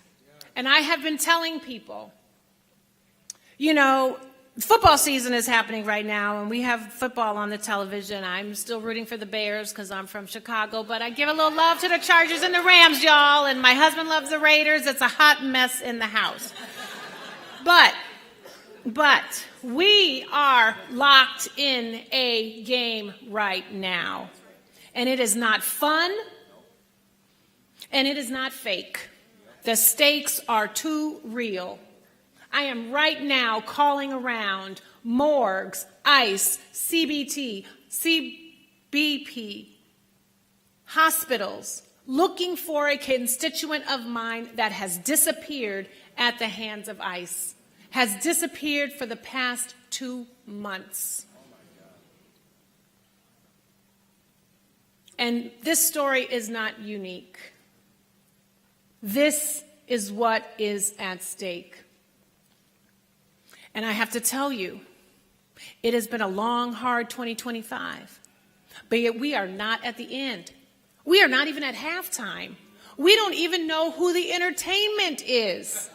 We have just moved into the second quarter.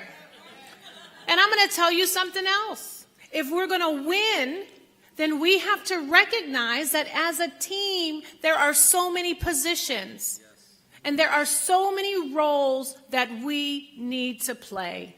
No team wins with just kickers and quarterbacks. You need coaches, you need defense, you need offense, you need medics, you need people with the Gatorade and the towels, you need the cheerleaders.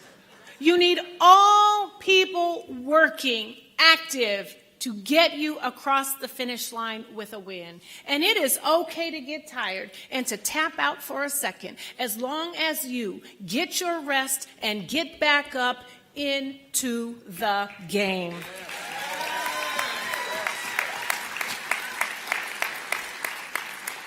And it doesn't mean that you don't hash it out during halftime, but try doing it without all the microphones and the cameras so that you can get your audibles right. You can recheck your playbook and you can get your mindset on the goal. And the goal is to win, because the goal is this country. The goal is our democracy. The goal is our Constitution. The goal is our workers. The goal is our children. The goal is our Department of Education. The goal is our Department of Labor. The goal is our small businesses. The goal is an affordable economy that works for all of us. The goal is to be unafraid of saying diversity is what makes us strong. The goal is supporting our immigrant communities. The goal is a successful, long-lasting, strong Democratic Party. Do you hear me?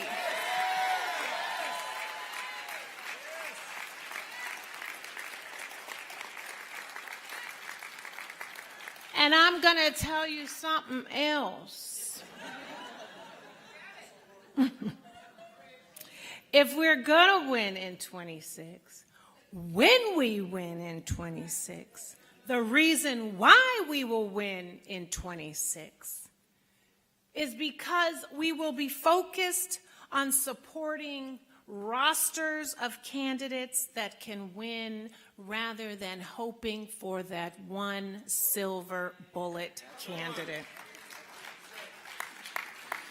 We will win because we will get behind candidates that are as diverse as my story, your story, and the story of our Democratic Party. We will win because we listen to multiple stories and elevate them rather than focus on just one narrative. We will win because we will be unified in our message rather than distracted by trying to find the one messenger. We will win because we will talk about what we are for, what this country can be, and the American promise that we can fulfill. We will win because we won't be focused on the numbers, but we will be talking about what it took for us to get those numbers and what we will do for the American people after we win. Do you feel me? So I just want to share that we have to talk about affordability. We have to talk about rebuilding this country in a way that is right and just and allows for labor to thrive, small businesses to thrive, innovation to happen, protections of our rights to happen, and the fight against corruption, antitrust monopolies, and titans that are more interested in snuffing out our rights than in working with us to build an America for all of us. So I am here to say thank you. Thank you for staying in the fight in 2025. Because I don't know about you, but I was putting Band-Aids on and rubbing salve all on myself and trying to figure out how we are going to get through this year and into 26. And now, do you see it? Do you see the light? Do you see the light at the end of the tunnel? It's still a long way away, but folks are on our side. They are giving us another chance. They are recognizing that we are telling them the truth, and they are going to keep asking us to stay in the fight, to stay in the fight with them, to show up, to stand up, to speak up, and to fight for the promise that this country can deliver for them and all of us. So thank you so much for allowing me to say hello to you all today.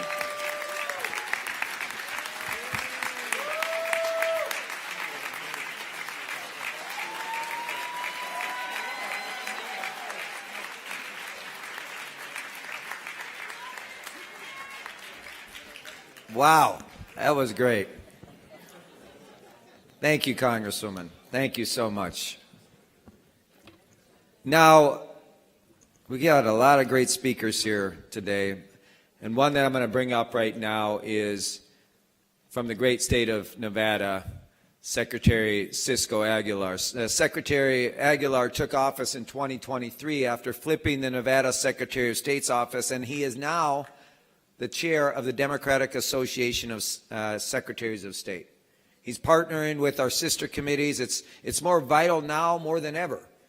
And I'm just so proud of the work of our Democratic secretaries around the country, standing up as vanguards of our democracy, vanguards of voting rights, vanguards of making sure that a simple principle that everyone in this country should be allowed to exercise their freedom to vote.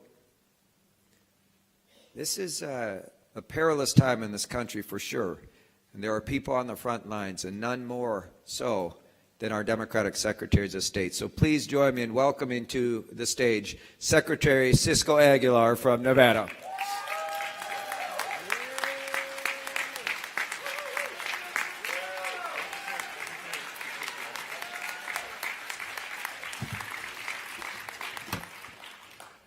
Good evening, Democrats. How are you?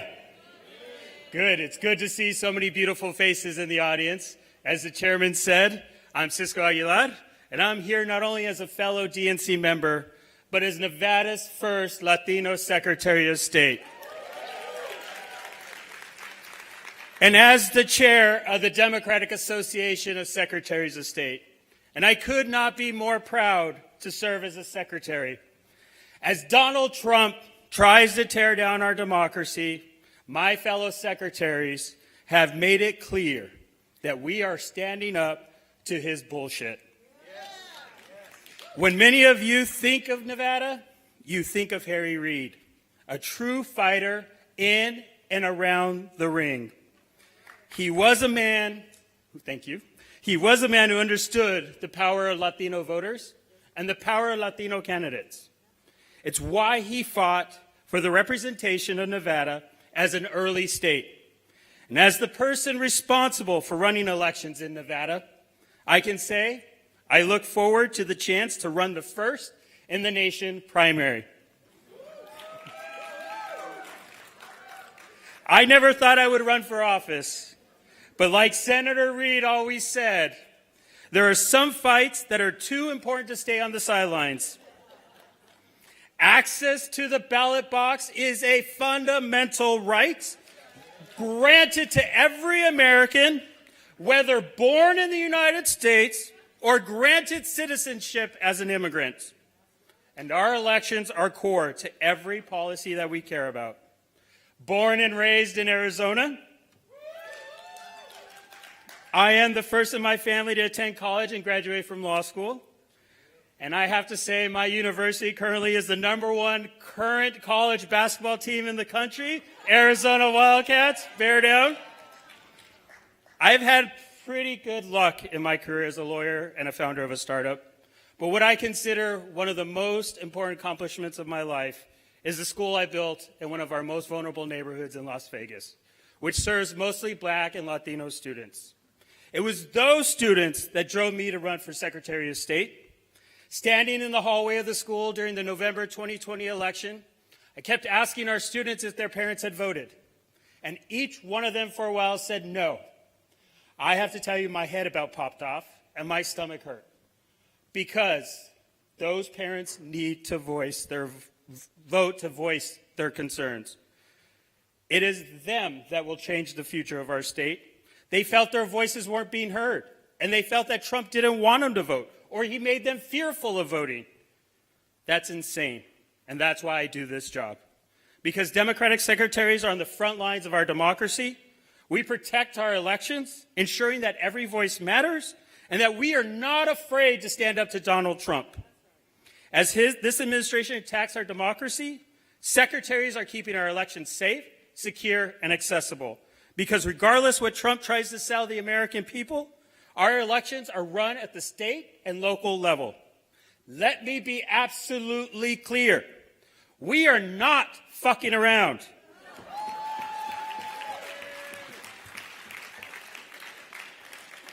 But we need your help. There are people like that bully in the White House who want to make it harder for our communities to vote. And just this morning, I got sued by the DOJ. I wasn't served. I found out in a press release. He tries to bully states into giving him your personal information so that his Department of Justice can decide whether or not you get to vote, or whether he can use that information to deport people like us. He's trying to bully states into getting rid of vote by mail and other important tools that make our elections accessible. That's important in a state like mine, Nevada, which is a 24/7 economy and service industry focused. So our community does not have the luxury to take working time to go and vote, especially when voters are facing higher costs of living and higher rents. He can call affordability a con job, but the only con I see is him. As chair of the Democratic Association of Secretaries of State, I must tell you that secretary races are the most important races in 26, especially with 28 coming fast. While Americans rejected election deniers in 22, the races were close. We pulled it off because we out-campaigned and we out-fundraised them. We campaigned on a promise that we would hold the line on our elections, that 2020 was legit, that we would call balls and strikes so voters can decide elections, and that there is no place for threats or violence in our democracy. With Trump in the White House, we know we'll be up against the same kind of conspiracy theorist, but we're also up against him. He knows that secretaries who win in 26 will oversee our elections in 28 and will uphold the rule of law when he and his MAGA crew try to intimidate our voters. In 26, there are 26 Secretary of State elections. There are battleground incumbents like me and my cousin in Arizona, Adrian Fontes. Yes, he is my cousin. Elections are a family business. But we also have to protect democracy defenders like Secretary Simon in Minnesota and Secretary Thomas in Connecticut. We have an open seat in Michigan where keeping a Democratic secretary is absolutely critical. And while we can't take anything for granted, we also have great candidates in states like Iowa, Indiana, Kansas, where if we have the resources to take our pitch to voters, we can flip those states. I'll give you an example of what a Democratic secretary can mean. This year in Nevada, our state was the victim to the worst ransom attack affecting a state government in United States history. For weeks, services were down. But not in the Secretary of State's office, because I fought for investment in cybersecurity. My team had the resources to keep our systems running and secure. So when people ask me if our voter information was safe, I could honestly tell them, yes, it was. If you want elections that are run effectively and efficiently with the greatest technology, you can't go wrong with Nevada for first in the nation. If you want to bring that same level of trust to 28 and ensure our elections are run by people who actually truly believe voters should decide our elections, you need to support the Democratic Association of Secretaries of State and our candidates, and invest in secretaries who believe in democracy. That investment in Secretaries of State in 2026 is an insurance policy for 28. Trust me, we are much cheaper in 26 than the litigation we will spend in 28 defending our democracy. None of us are scared to stand up to a bully who wouldn't recognize the Constitution even if it showed up next to him on the plane to Epstein's Island. Like I said, we are not messing around. Secretaries are tough. Democratic Secretaries of State make it our mission to ensure every eligible voter has the opportunity to exercise their fundamental right to vote. Because when we vote, we win. Thank you all for your time. It was an honor to be here. And make sure you thank a poll worker the next time you go to vote. God bless America.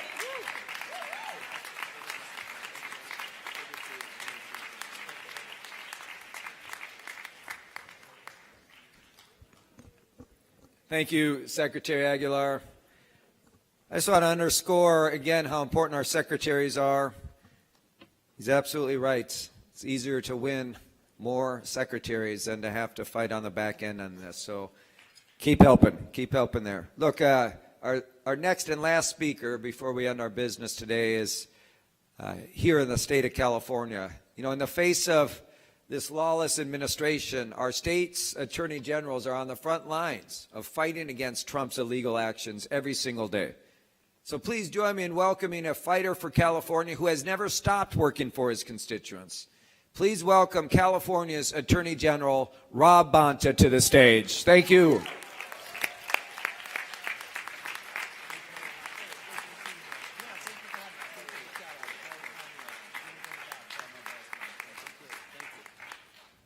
Hello, Democrats. I hope you're enjoying beautiful Los Angeles. I have lived in the Bay Area for many years, but LA will always have a special place in my heart. It's where my California story began. Like 1 in 4 Californians, I wasn't born in this country. I was born in the Philippines. When I was just, thank you, mabuhay. When I was just 2 months old, my parents realized they couldn't raise their kids in my mother's homeland. A dictator was rising to power, and martial law was around the corner. So they brought us here to Los Angeles to raise their kids in a place with civil rights, voting rights, due process, and democracy. A place without state-sanctioned military occupation in our neighborhoods. 5 decades later, President Trump is threatening all of that and more, bulldozing so much of what makes this country great. And I'm not just talking about the East Wing. It's not lost on me that 5 decades since I came here in my mother's arms, I have the opportunity to stand in Trump's way. And I am. Thank you. In the 46 weeks Trump's been in office, I've already taken him to court 49 times. And we're winning repeatedly. We've returned more than $168 billion to California children, seniors, workers, schools, and communities. We took him to court over unlawful tariffs, Let's call them what they are. Taxes that raise costs for hardworking families already struggling to make ends meet. We preserved AmeriCorps, defended birthright citizenship, and blocked sweeping voter restrictions. And we ended Trump's unlawful control of California's National Guard. I repeat, California's National Guard, not Trump's Royal Guard. Now, if Trump wasn't used to losing in court before, he's got to be used to it by now. And if you came here today in the off chance that I'd make an announcement, you're in luck. Here it is. I won't back down. No matter how much Trump bullies, blusters, and berates our progress and people, no matter how hard he tries to overwhelm us into complacency, I won't back down. And now I may be in a unique position to take on Trump, but I can't do it alone.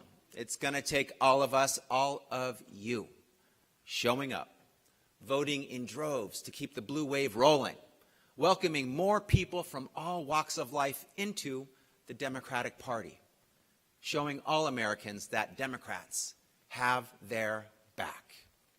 That's what it'll take to show Trump who's boss. That's what it'll take to safeguard our rights, our freedoms, and our democracy.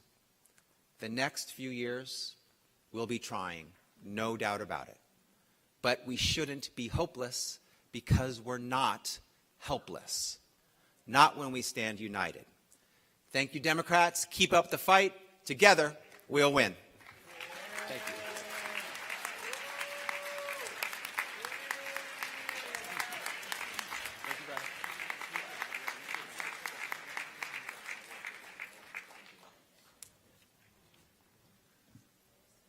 Thank you, Mr. Attorney General. Before we close out our business today, I wanted us to take a moment, of course, to thank all of the hotel union employees for all their work.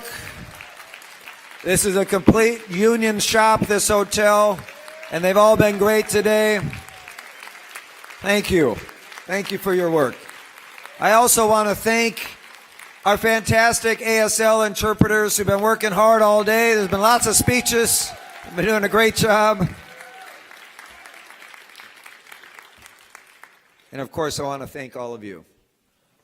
We got one more day tomorrow, of course, but this is the end of our general session. I want to bring up our Secretary, Secretary Ray, for any announcements. Mr. Secretary. Well, thank you, Mr. Chair. As you mentioned, tomorrow we've got a full day. We start with our executive committee in the morning, followed by a number of our councils as well. So we hope you take part in those meetings. Then we look forward to seeing you at our next meeting, which I'm thrilled that we announced a month ago already for you, that will be together April 9th, 10th, and 11th, 2026 in New Orleans, Louisiana. So look forward to seeing you all at our next meeting.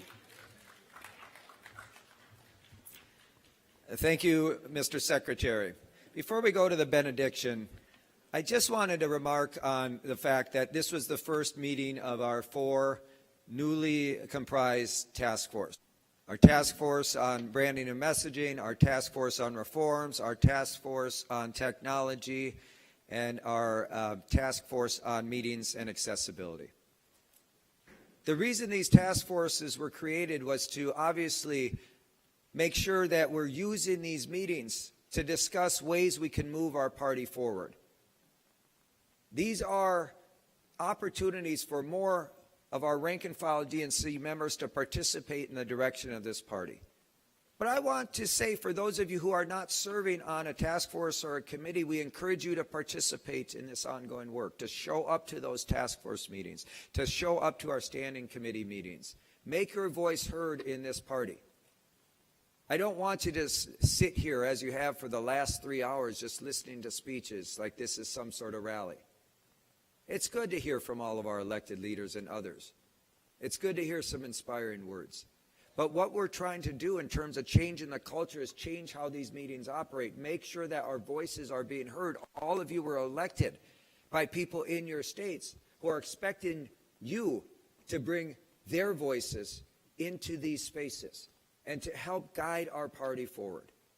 Because as you've heard me say all along, for many years now, none of us are as smart as all of us. No one has all the answers. You certainly didn't elect me to have all the answers.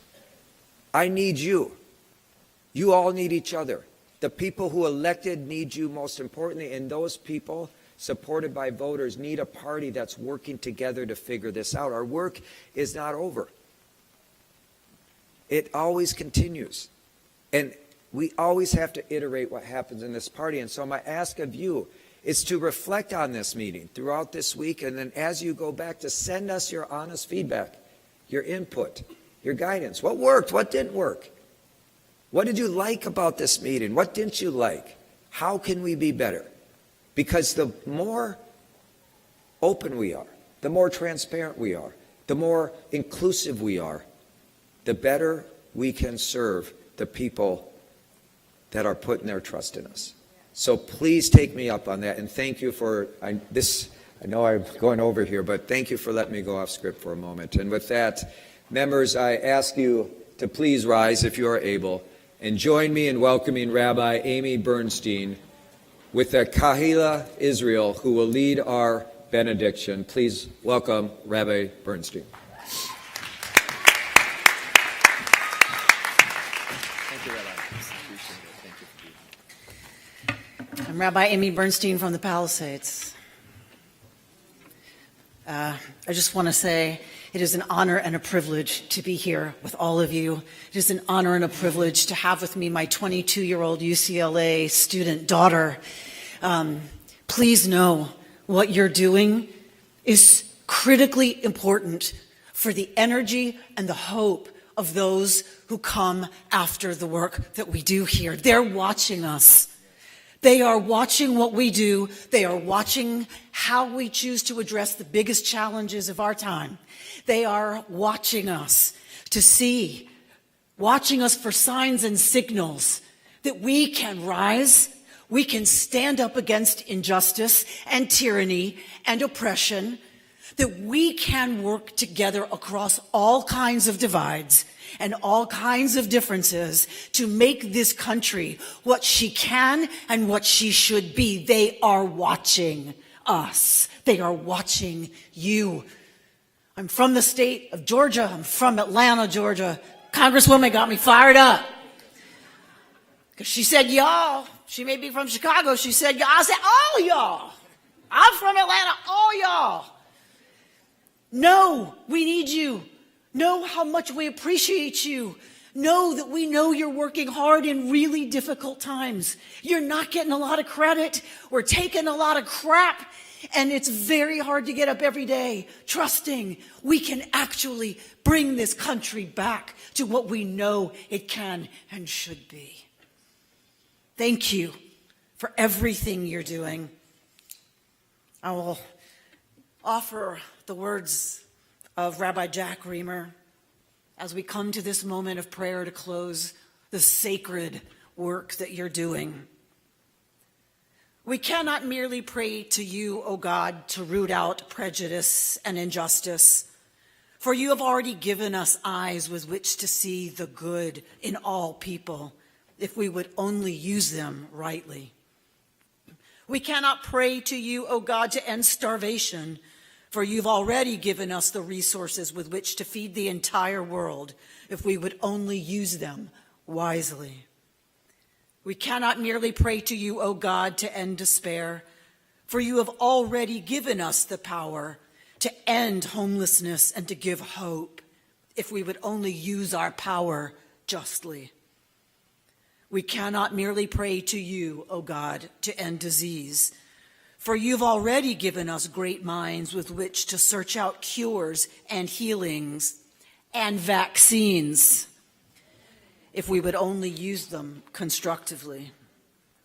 Therefore, we pray to you instead, O God, for strength, determination, and willpower, to do instead of just to pray, to become instead of merely to wish, that our land may be safe and our lives may be blessed.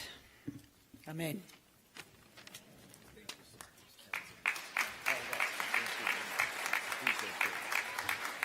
Thank you, Rabbi.